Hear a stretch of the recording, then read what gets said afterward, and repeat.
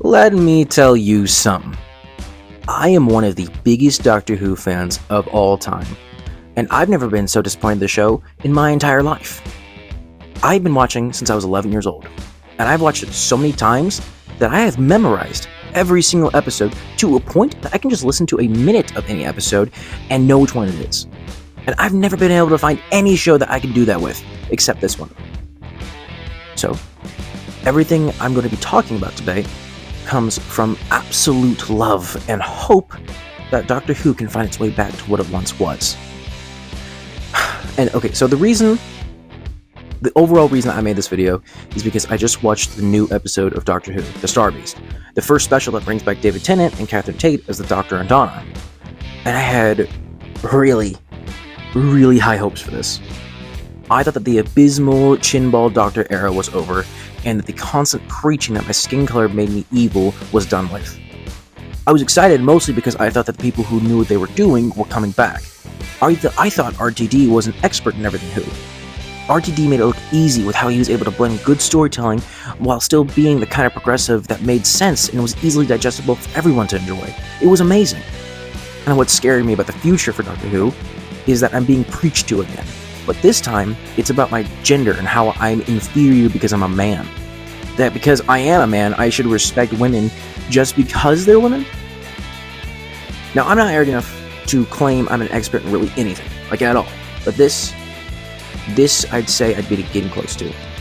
When I was watching this episode, I was forced to look at it and see every little mistake, and all the major ones when it came to the history and continuity of the show. And it would surprise you how much they got just wrong. And you want to know what's so crazy about that? I've been trying to find people online in the reviews and comments seeing the same things as me, but I haven't found anyone. No one is talking about how bad this is. The only negative things I've seen are that it's a little rushed. Just a little rushed? It's all just been praising that the show is so progressive and nothing else. There's nothing about the story or nothing about the character or the plot or any of the stakes. It's just because they're progressive that they like it. There's no one online talking about how bad it was. I've seen so much wrongness with this, and I have seen no one talking about it. So I made this video. I've made this just to get all this off my chest, okay? I have a short list of just 5 major things that this episode did wrong. Just plain wrong. And I just really need to get this off my chest, and I just need a few people to see how abysmal this was. So in a minute, I'm going to point them out, and we can see if you agree with me or not. Totally cool if you don't, but you're wrong. First, though, I need to point something out. That will be important later. Hello, I'm Douglas Renham, and I'm not a scientist, but I do have a better understanding of what space is than any scientist living today. The Doctor and Donna both look into the camera, and they give an explanation of what they did in Season 3, and what the supposed stakes were going to be for the story that they're telling today. Now, first things first, the reason why they did this. Of course, the Dr. Donna episode aired in 2007, so it's been a minute since anyone's watched it. So it's not a stretch to assume that they just wanted to recap for everyone to know what's up. But I think that they did this for all the new fans to know what's going on. Because for the past month, and the reason I think this, is that leading up to the episode, they were promoting that David Tennant and Catherine Tate were coming back. Like, it was a big old thing, but they still felt like it was necessary for the fans who they were promoting to, who would be excited about this. Why did they decide to make a recap for those people? Hello. As if they're assuming that you don't know who David Tennant and Catherine Tate are, who the 10th Doctor is, and the Dr. Donna, and all that storyline. So why were they promoting to us about these characters coming back, but then still felt like it was necessary to remind us of who they were? And let me tell you something. They got it wrong. And this will be important for later, but just while the intro is freshish in your mind, I wanted to point it out. The first bit of the recap, at the very beginning, they got something wrong about the show's continuity. The Doctor says that she took in the power of the Time Lords into her mind. And you're probably asking right now, what? Why is that wrong? That's what happened.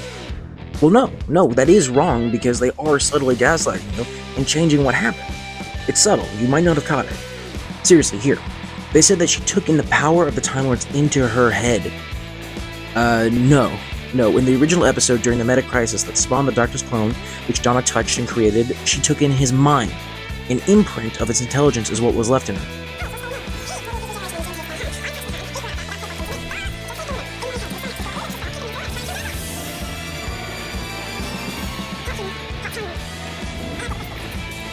I got his mind. The reason that was bad is because she had a human body, a human mind, and it couldn't handle the amount of information the doctor had stored in there. That's what was killing her. Do you know what's happening? Yeah. There's never been a human Time Lord meta-crisis before now. And you know why? Because there can't be. He says that all the time. People, normal humans, just can't handle that amount of information. Now, I'm just pointing this out for later because they said the power of the Time Lord instead of the mind of the Time Lord for a very specific reason. And I'll explain why they did this in a bit. But the other thing is that they pointed out the stakes for this episode in this recap. Donna cannot remember who the Doctor is. If she does, she dies. That's it. Plain and simple. These two things I needed to point out to you folks because they are the two big things concerning this recap. The stakes and the gaslighting. I said I had 5 major things wrong with this episode. And what we're going to do is go down that list. It's going to be going from the least egregious to the absolute horror-inducing problems it's created. The first of the 5 is the bad story it told. The second is the magic wand. The third is the disloyalty to the canon/continuity. The fourth is the pandering and the preaching. And last, and most certainly the worst, is the Doctor's character assassination. And you're probably thinking, that's extreme. It's not. I'll show you by the end how wrong this is. Just give me a minute to explain. Okay, first up is that this episode is simply a bad story. It just was. There was inconsistencies, they constantly broke all the rules that they themselves established. The pacing, the acting, the editing, it was all just very poorly done. But the story, and the main thing that was wrong with that story was 2 very prominent things. The Doctor himself, and this abomination. Yep, I can already hear you scrolling down to the comment section, but let me get one thing very, very straight before you start raging. I disagree with the politics of transgenders. I don't see their point of view holding any value. They rely completely on their identity, on how they look, how they sound, and what they're called. I put stock in people, in their actions, their choices, and their ideals. In my day-to-day, I've met a couple, and I've even worked with some of them in my job, and it's never been a problem. While I disagree with transgenders, I disagree with all the LGBTQ whatever community, I don't hate them, okay? I disagree, and you disagree with me. That's fine. That's just how life works. So I'm not bashing this episode for including them, okay? The show has always been inclusive.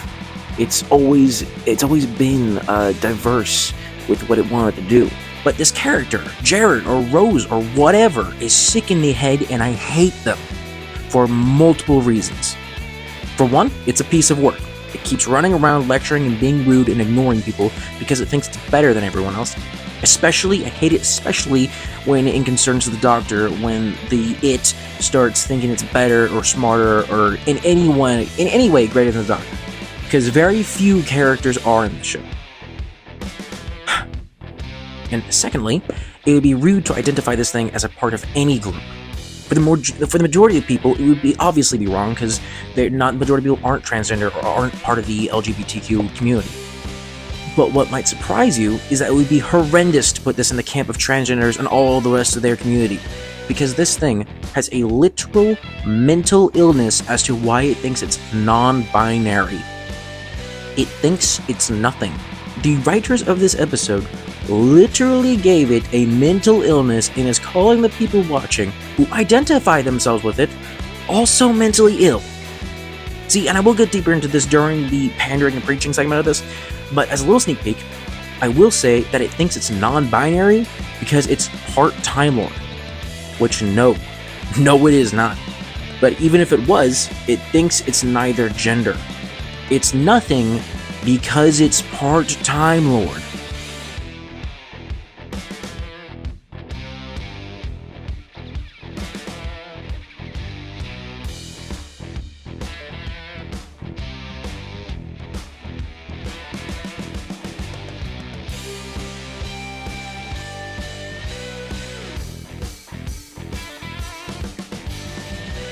You see why that's kind of stupid without me even really needing to explain that yet?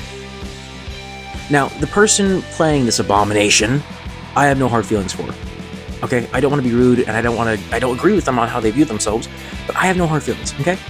Just doing their job. I get it. I'm focusing completely on the character. The Abomination. Okay? The only people I will be focusing outside of the episode, out of the actual characters, is just the writers and RTD a little bit. So, as I was saying, the biggest issue with the story and the characters is the Doctor and the Abomination.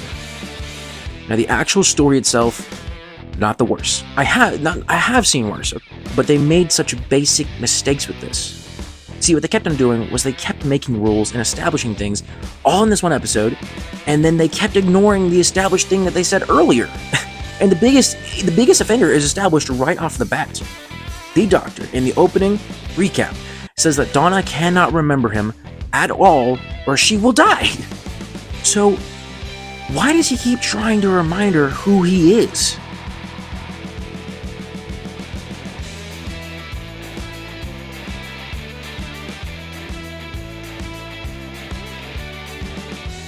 See what I mean? Why would he keep doing that? Why would any sane person keep doing that? He literally flips his screwdriver in the air, showing it off for her, calls it what it is, and then later on, hands it to her. It's as if he wants her to die. Okay, so, to not be a complete negative, here's a solution I thought would be pretty simple. What if instead, the tension of the episode, which there was none, but let's say instead, was that the Doctor had to go about that whole adventure while keeping her from remembering him the best he can. He shows that he dodges way more questions than simply, who are you? He can't use the same old tricks that he had with Donna before, and he had to go about fighting the bad guys without his reputation, because if he revealed it in front of her, then she would remember. I feel like that would have been a lot better, and a lot more, the stakes would feel real in that case. And while we are still on the topic of the Doctor's weirdness with that episode, I do want to point out the entire hour-long special, he kept trying to remind us who he is. He drops constant quotes, like, Allons-y. I should say allons-y, more. Allons-y. Look sharp, Rose Tyler. Allons-y. What? What? Who are you? Where am I? What? What the hell is this place? What? And he did that like 1,000 times, as if that's what the writers kept trying to do, pander to the lifelong fans. Like, they had to remind us that this is the 10th Doctor. Overall, that's not the most important thing. I just wanted to point it out. Now, okay, the second part of this catastrophe, the Abomination. Like the Doctor, this character was constantly surrounded by that validation and reminders, but it wasn't really aimed at the audience in the same sense. No, it was aimed at it. We constantly needed to hear that this thing was beautiful, that it was great, the #1 best main character, and that validation was at the detriment of the other characters. The men, mainly, of course, of which I will get into prominently once again in the pandering section of this. No, the reason I point this out is because how it affected the story. See, because they were right, and that sucks. In the end, the It goes and saves the day, literally at every level, to a point where she went and healed the mother-flipping ground. Do you see that?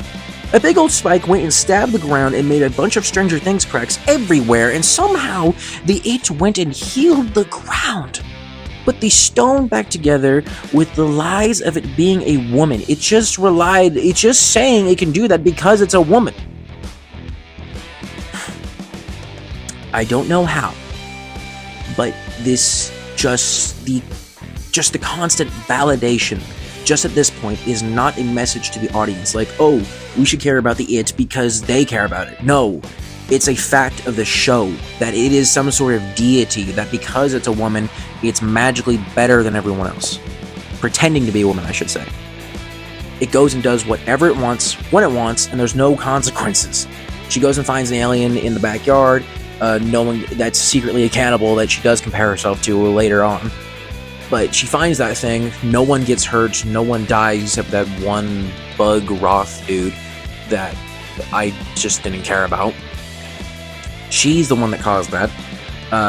Then, I'm getting ahead of myself. I'll get back to that later. But lastly, story-wise, I would like to point out that the acting in this was abysmal. everyone sucked. Except, weirdly, Donna's mom. She was like the only one who was really in character for the episode. Kind of weird. Oh, I guess Donna was in character a lot too. And David a little bit, but David Tennant. And well, specifically when the doctor was talking about Wilf and how he died, and David Tennant was just on point. I was like, I felt something during that scene, because when he says, I love that man, like, oof, I felt that. Because I really did love Wilf so much. But the rest of it, absolutely horrible. But what's weird about that is that we've seen these people all act before, or the transgender. And they are all spectacular in everything, from the previous episodes of Doctor Who to other projects and the shows that they're a part of. So why are they doing such a bad job in this? Well, I honestly don't think it's their fault. It feels more like the editing team and the director colluded to go pick the worst takes possible. It's really easy to see that it wasn't the actor's fault. It was just bad editing and bad direction. Other than that, the story and characters were alright, bar what I'm about to say later, which is pretty much about everything. You know what? Everything kind of just sucked. Just wait. Okay, next up is the magic wand, and this kind of blends with the last category, and it will bleed into the next as well, so don't be surprised if I have a few repeating examples or something. Now, if you're clever, you can probably already guess what this one's about. The Doctor's new sonic screwdriver can now do anything. It can solve any situation the Doctor is in, and can fix any problem he has, and in a way that he has never had before. Yes, it's always been a magic wand. It's always been able to magically do things the Doctor needed to happen for him. It's just a simple writing plot device that they can use to progress the story, or give more stakes, or just whatever they need it for. But every time before, in the old show, his screwdriver was just a supplement to his genius. It was a tool that, yes, won him a ton of victories, but this new one has gotten him in and out of every situation that he was in this episode. Everything except for the lazy last scene with the Doctor and Donna when she remembers and the wall was coming down and separating them. Now, I don't like that the new screwdriver was his superpower in this, instead of him just being insanely clever. But I suppose I can't really argue with it. The screwdriver has always had these kind of capabilities. Except for one. The bulletproof shield. Let me ask you two things. Let's see if you agree with me on why I think this new app on the wand is so egregious. For one, if the Doctor is a time traveler, he can go to every and any point in time whenever he wants. If he can time travel like that, then it would be alright to assume that he has access to every bit of technology throughout time. So why has he never gotten this technology before? Was it just too difficult to acquire, or hard to figure out how to put it in there, or something?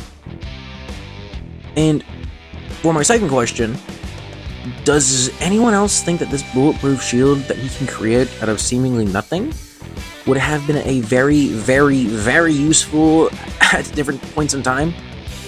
Maybe when he and his friends were getting shot at previously, or maybe when a monster was chasing them, or they needed to make a barricade of some sort, or they just needed some sort of physical obstruction in between them and danger. So why doesn't he have this tech in different scenarios that could have most certainly saved lives? Now you're probably saying that the shield wouldn't have been effective against anything except bullets, or maybe something more powerful than a human gun. Well, just think about it for a second. If you go back and watch it, the shield took roughly 30 seconds to create, and it lasted a whole 40 seconds before the guns were able to push through it. And that was a constant barrage of 3 different soldiers shooting at the thing. Also, I would like to point out that the thing seemed to have healed itself.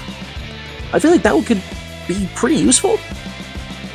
But so it took at least 3 soldiers of constant shooting for a little less than a minute to break the thing.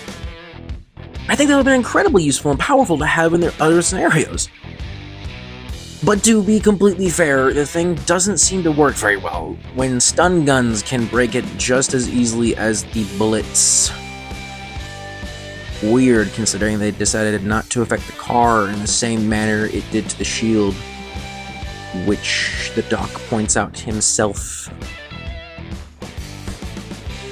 I'm just saying, if he had access to this technology, because he has access to all technology throughout time, because he's a time traveler, and of course, he and everyone watching knows he gets shot at like every other adventure, probably every adventure.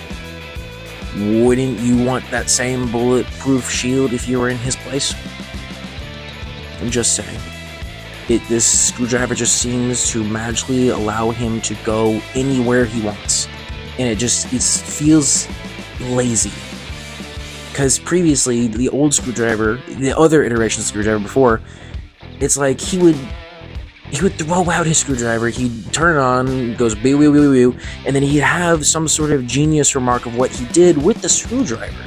It wasn't just a magical plot device that took him from point A to B. Most of the time, you know? But again, it's always had the capabilities, but just really the bulletproof shield is what I'm that's a little weird. Okay, so our next point of topic today is the actual errors of this episode. Just the blatantly wrong things that happen. This is probably going to be the easiest of all the topics to talk about, but also probably the most disheartening of all. Probably the second most disheartening thing. The last topic's pretty heavy. But this topic just showcases just how lazy and uncaring they are about the continuity of their own story. Okay, first off, they got Donna and Sean's name wrong. Wilf and the Doctor had this conversation forever ago. In the last episode they appeared together in, for Season 4, Wilf said that their name is Temple Noble. Now, though, they changed it to just them keeping their own name, so it's Donna Noble and Sean Temple. They pretty much had the exact same conversation in this episode, but with a different outcome than the last. And I'm betting they did that because they didn't want Donna and the It to have the man's name. Next, I've said this 100 times, but they keep breaking the rules of their story. This time, though, they have seemingly just forgot something. When Donna initially forgot about the Doctor way back when, she didn't remember a thing about him, right? Remember, she was just calling her friends, talking about what she's missed last, and having jokes, and was completely uncaring to who the Doctor was, right? She didn't remember any actual facts, of course, and certainly she didn't miss any sort of feeling of missing something. Like, she forgot that first day, okay? And then, like, 2 years pass or whatever, I don't remember the specific amount of time, and she still didn't seem to remember anything at her wedding. But now she suddenly remembers an empty feeling, like she was missing something about her that made her happy. Like, what was the point of the Winter Soldier code in her head if it wasn't to avoid that exact thing happening? Like, the whatever block he put in her head seems to be degrading, and the Doctor wasn't alerted to it?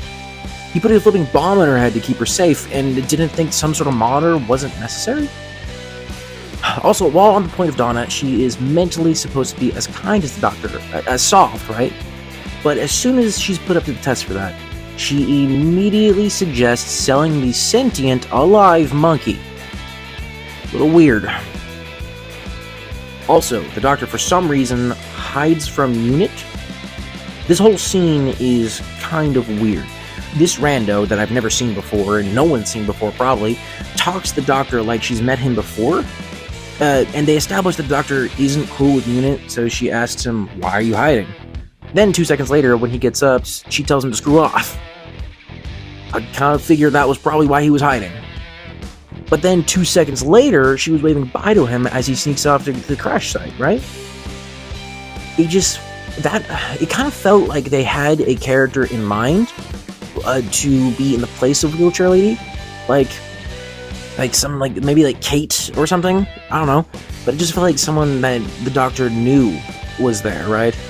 And they just lazily put this Wheelchair Lady in instead because they couldn't get that person.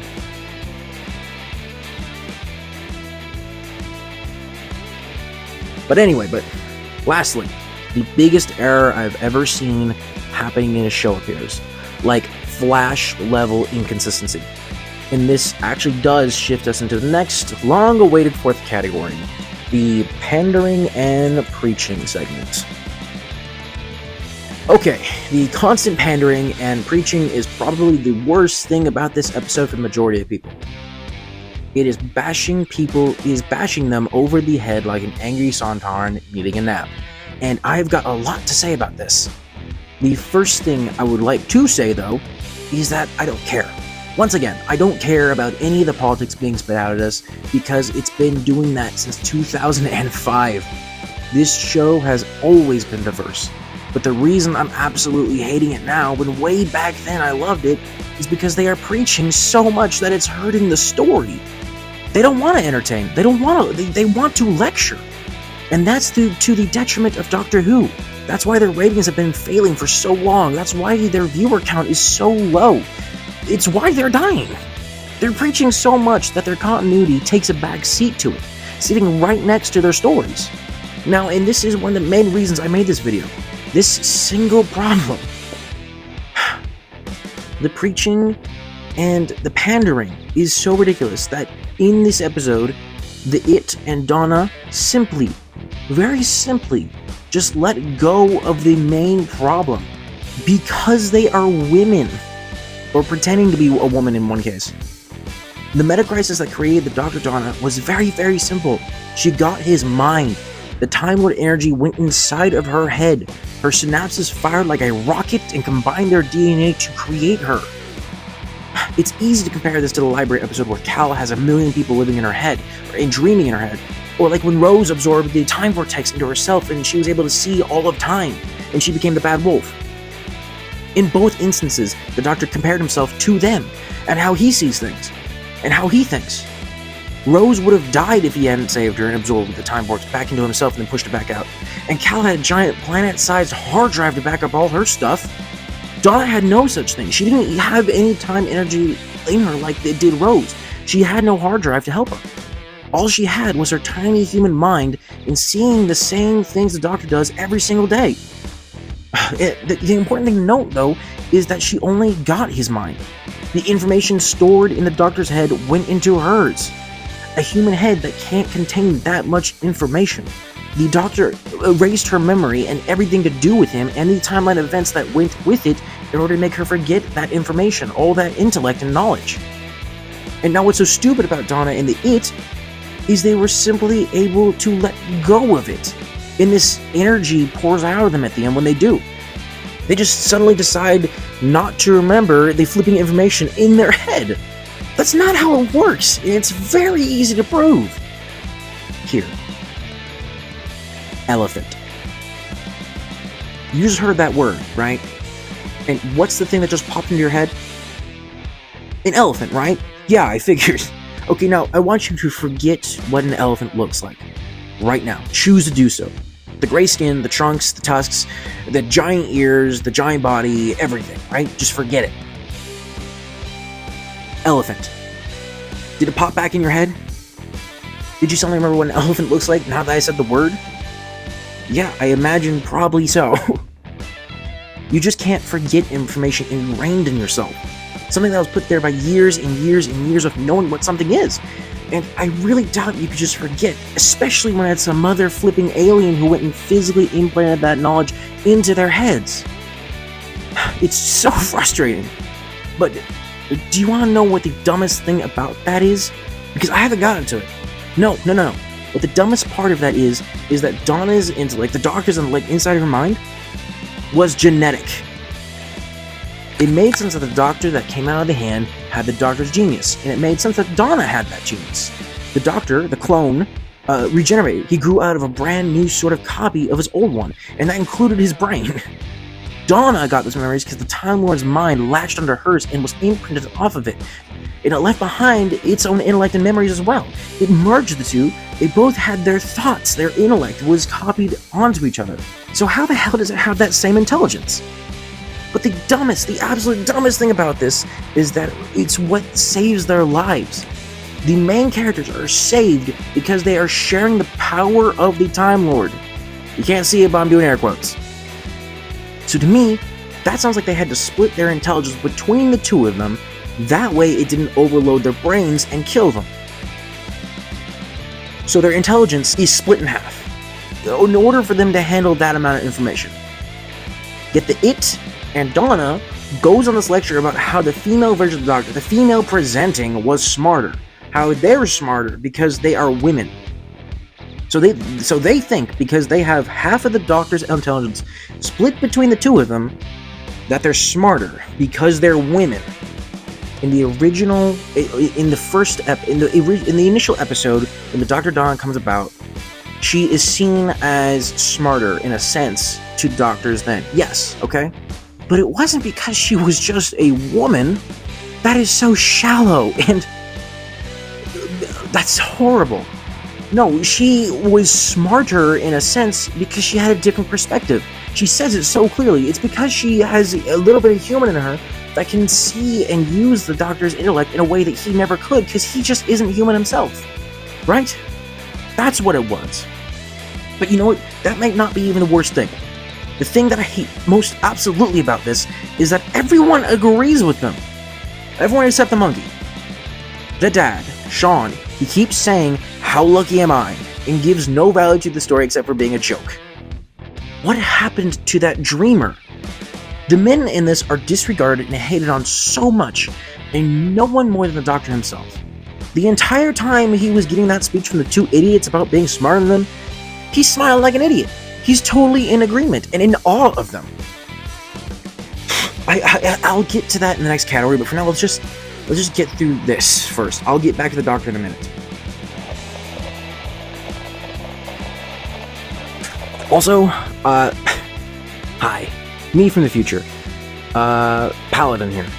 I just kind of forgot to include something. I'm editing the video right now, and I forgot to mention and ask,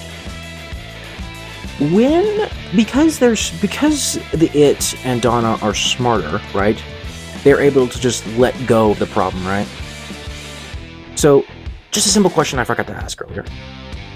If they're so much smarter, and Donna, initially in the first episode when she became the Dr. Donna, why didn't Donna, having the full intellect of the Doctor, yet was smarter because she's a woman, why didn't she just let go then?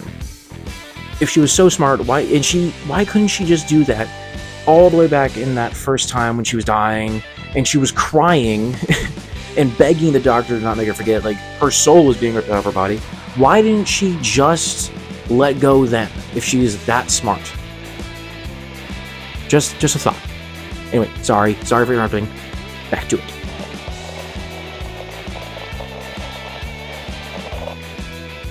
Okay, the big scene that made me hate this forever is when it was preaching to the Doctor about pronouns.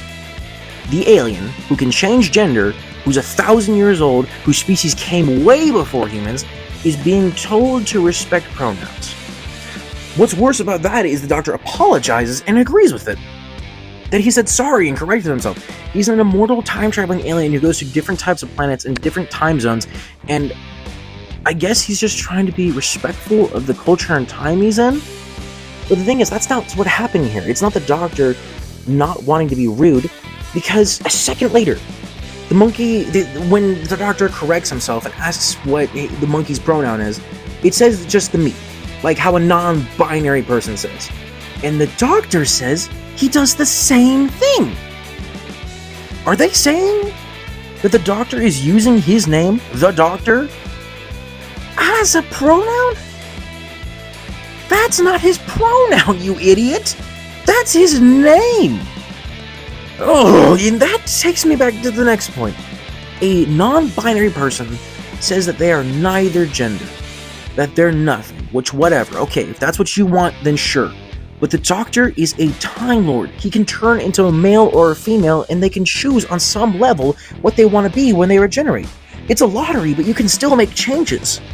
So if the Doctor can turn into the gender he wants mostly, or just even flippantly, then why would he be non-binary? He can turn into the perfect body that he wants and just... When the Doctor changes bodies... Okay, here. Imagine this. Imagine you are transgender, and you do have the ability to turn into a woman, right? Let's say you can. Or a male, whatever. You can swap into the opposite gender, alright? So would it make sense to you, if you had that ability, to turn into the gender you don't want? Let's say you're male and you want to be female, but you just stay a male and pretend to be a female. You see what I'm saying? How does that make sense for someone that can change gender? It just doesn't make sense, okay? And that does come back to it.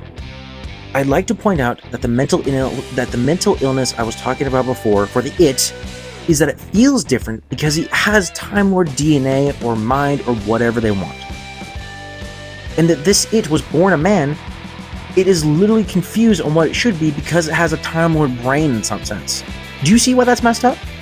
You see how they actually got something wrong with its head? You're comparing and identifying with this thing that has a mental illness. It is basing itself on an alien that changes gender. So why the flip does it think it's a girl when the memories and intelligence that she got from her mom, so stupid, would make it feel like it's not in its proper body? It's just like a real Time Lord. A Time Lord would change into the body they wanted. So if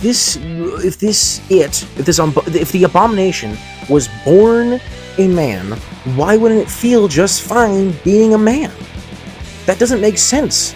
It's not okay, let me be clear.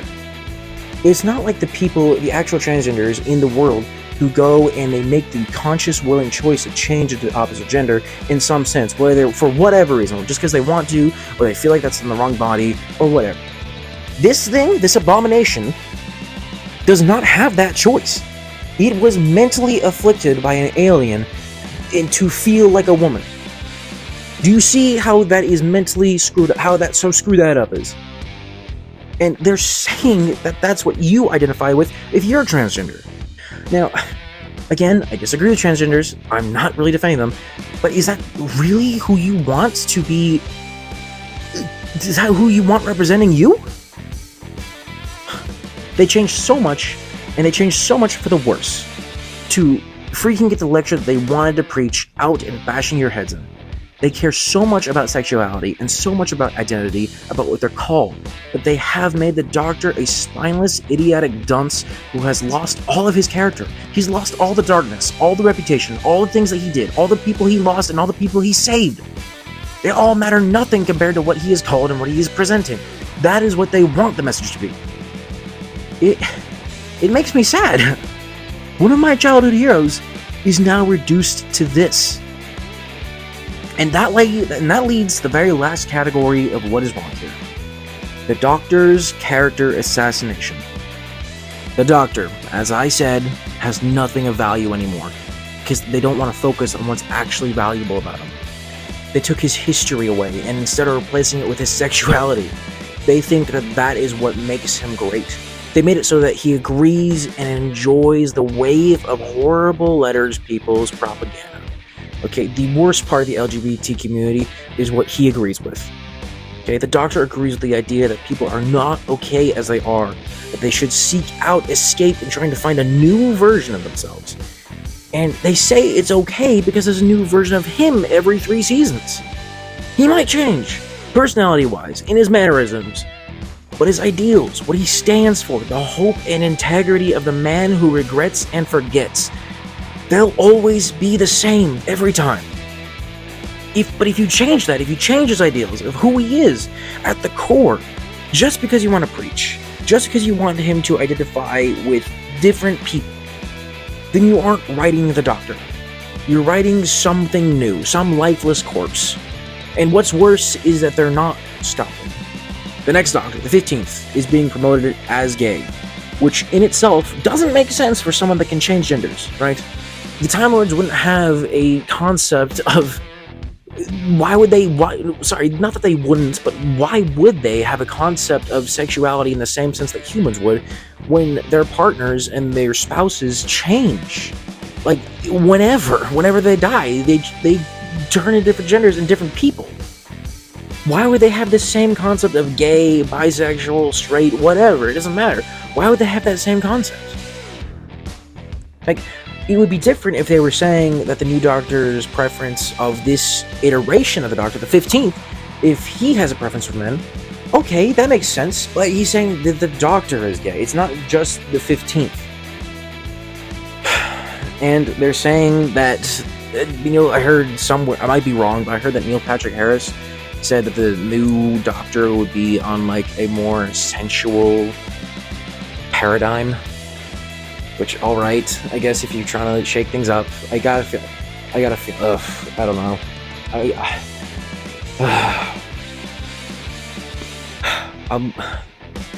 They haven't learned a single thing from the Chinball era of Doctor Who. They insist on preaching their messages about how much we suck, as in men and white guys and me. And they say that white straight men suck. They feel like that they need to bring everyone like me down in order to have the LGBTQ whatever people make sure they feel great. And because of that, they have no more story. They have no nuance or anything special about them. They don't care about the story. They don't care about character. They just want to be progressive. And the writers creating this crap, they've been destroying Doctor Who for the past half decade, and it just guts me. Okay? Because that's not what this is about. I wish they could just end it. Let Doctor Who die, because at this point, I don't think they can recover from this. I mean, Gallifrey got destroyed in 10 minutes after a decade's worth of story. The Doctor's once again alone, simply because they want him to be. They're changing who the Doctor is at his core now. It's just, this is gonna bomb. The Doctor is not who he once was. And because of that, no one's gonna care about him. The only ones that do right now are the LGBTQ, gay, transgenders, everyone who wants to be progressive. They're only enjoying the show because it's progressive. They don't actually enjoy it for any sort of sustenance or pleasure in storytelling. And that means that they're not going to stick around for long. As soon as something else comes along, they're going to go jump on that. Okay, it's a fad they've turned Doctor Who into now. It's a phase. And because of that, they're going to cancel Doctor Who again.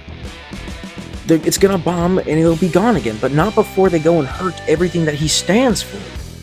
Everything the show used to stand for, about healing and forgiveness and bravery and friendship and love and just everything that is good. They are gonna ruin it before it goes down. Okay, alright. That's everything I got. Everything I just had to just get off my chest. Okay? Doctor Who's always been diverse. It's probably one of the few franchises that the LGBTQ letters people could have gone and been included in. But they're ruining it for everyone, including themselves. I thought that RTD could come back and make the same magic that he had before, where everyone could coexist. I was obviously wrong. And it doesn't look like it's going to be getting any better. I'm going to watch the next two specials and see what's up. Maybe I'll make another video about one of them. But I just feel so drained from this. I'm going to give the next specials a full chance. Okay, I love Doctor Who so much. I'm going to go into the next two specials and the 15th Doctor's run completely open-minded. I'm going to completely forget this video exists. I'm just going to... all of its mistakes, how they got the Doctor and Donna to their next adventure, it's gone. I forgot it. All is forgiven, because that is the only way I'm going to be able to enjoy the next few bits of Doctor Who. And of course, as always, like I said, I'm giving the new Doctor a chance. I've seen a few videos of him and his new companion. I think they look great. Honestly, I'm excited for this. I hope they change their messages back to what they used to value. But I don't know. Here's hoping that they can learn that being a man, a straight man, doesn't need to be put down in order to raise themselves up. That's what a bully does, and that's not Doctor Who. See you in the next one.